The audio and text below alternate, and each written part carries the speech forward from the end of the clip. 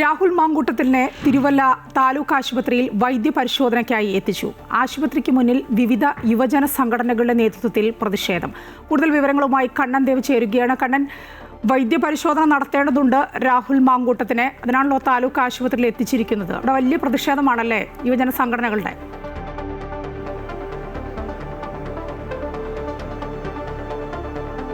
അതേമായ വിവിധ യുവജന സംഘടനകളുടെ നേതൃത്വത്തിൽ വലിയ പ്രതിഷേധം തന്നെയാണ് ഈ രാഹുൽ മാങ്കൂട്ടത്തിലിനെ തിരുവല്ല താലൂക്ക് ആശുപത്രിയിലേക്ക് എത്തിച്ചപ്പോൾ മുതലുണ്ടായത്. രാഹുൽ മാങ്കൂട്ടത്തിലിനെ അവിടെ നിന്നും വൈദ്യപരിശോധനയ്ക്ക് ശേഷം പുറത്തേക്ക് എത്തിച്ച് ഇപ്പോൾ കോടതിക്കുള്ളിലേക്ക് കൊണ്ടുപോയി. ഈ സമയത്തൊക്കെ വലിയ രീതിയിലുള്ള പ്രതിഷേധമാണ് വിവിധ യുവജന സംഘടനകളുടെ ഭാഗത്തു നിന്നുണ്ടായത്. അതായത് ഡിവൈഎഫ്ഐയുടെയും യുവമോർച്ചയുടെയും ഒക്കെ നേതൃത്വത്തിൽ വലിയ രീതിയിൽ നിരവധി പ്രവർത്തകർ ഇവിടെ കൂടിയിട്ടുണ്ടായിരുന്നു. പോലീസ് ജീപ്പിനെ വളഞ്ഞവർ വലിയ രീതിയിൽ മുദ്രാവാക്യം വിളിക്കുകയും കൂക്ക് വിളിക്കുകയും ചെയ്തു. മാത്രമല്ല ഇവരുടെ യുവമോർച്ച പ്രത്യേകം ഒരു ട്രോഫിയും ഒക്കെ ആയിട്ടാണ് വന്നത്. കേരളത്തിലെ നമ്പർ 1 കോഴി എന്ന് രേഖപ്പെടുത്തിയ ഒരു ട്രോഫിയൊക്കെ ഉയർത്തിക്കാട്ടിയാണ് അവർ എത്തിയത്. മാത്രമല്ല രാഹുൽ മാങ്കൂട്ടത്തിലിനെ രാജിവെക്കുക തുടങ്ങി വിവിധ ആവശ്യങ്ങൾ ഉന്നയിച്ചും അതുപോലെ ഈ രാഹുൽ മാങ്കൂട്ടത്തിനെതിരെ വലിയ രീതിയിൽ പ്രതിഷേധങ്ങൾ ഉയർത്തിയും ഈ ആശുപത്രി പരിസരം മുതൽ കോടതിയിൽ എത്തുന്നതുവരെ ഈ യുവജന സംഘടനകളുടെ പ്രവർത്തകർ ഈ പോലീസ് വാഹനത്തെ പിന്തുടർന്നതായിരുന്നു. വലിയ രീതിയിൽ പോലീസ് ഇവരെ തടഞ്ഞു നിർത്താൻ ശ്രമിച്ചുവെങ്കിലും വലിയ രീതിയിലുള്ള പ്രതിഷേധമാണ് രാഹുലിന് ഏൽക്കേണ്ടി വന്നത്. രാഹുൽ ഈ പോലീസ് വാനിൽ വരുന്ന സമയത്ത് വളരെ ചിരി തൂക്കി വളരെ ആത്മവിശ്വാസത്തോടെയാണ് രാഹുലിനെ കണ്ടത്. ഇന്ന് രാവിലെ ഈ കോടതി പരിസരത്തേക്ക് എത്തിച്ചപ്പോൾ പോലും അദ്ദേഹം ഈ രാഹുൽ മാങ്കൂട്ടത്തിൽ ചിരിച്ചുകൊണ്ടാണ് കോടതിക്കുള്ളിലേക്ക് കയറിപ്പോയത്.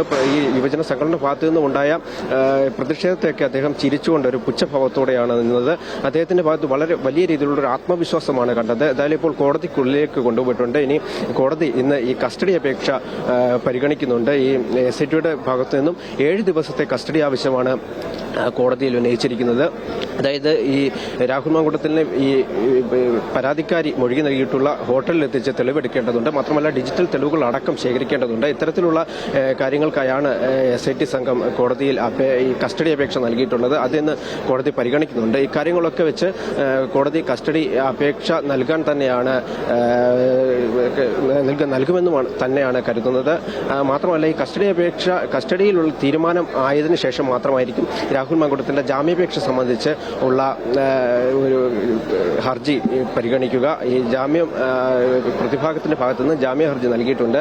ഈ കേസുകളിലൊന്നും ഇത്തരത്തിലുള്ള ഉയരുന്ന ആരോപണങ്ങളൊക്കെ വെറും ആരോപണങ്ങളാണ്. ഇദ്ദേഹത്തിന് ഇത്തരത്തിലുള്ള കുറ്റങ്ങളൊന്നും ചെയ്തിട്ടില്ല എന്നതടക്കമുള്ള കാര്യങ്ങളാണ് പ്രതിഭാഗം ഉന്നയിക്കുന്നത്.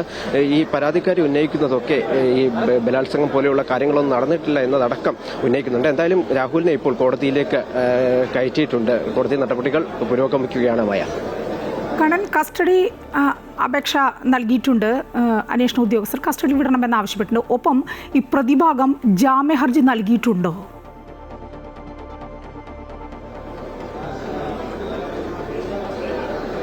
അതെ, ജാമ്യ ഹർജി കഴിഞ്ഞ ദിവസം നൽകിയിരുന്നു. ആ സമയത്തൊക്കെ ഈ കസ്റ്റഡി അപേക്ഷ പരിഗണിച്ച ശേഷമാണ് ജാമ്യ ഹർജി പരിഗണിക്കുക എന്നാണ് അറിയുന്നത്.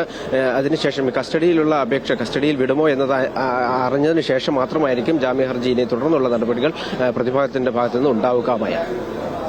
ശരി, കണ്ണൻ ദേവാണ് വിവരങ്ങൾ നൽകിക്കൊണ്ടിരുന്നത്.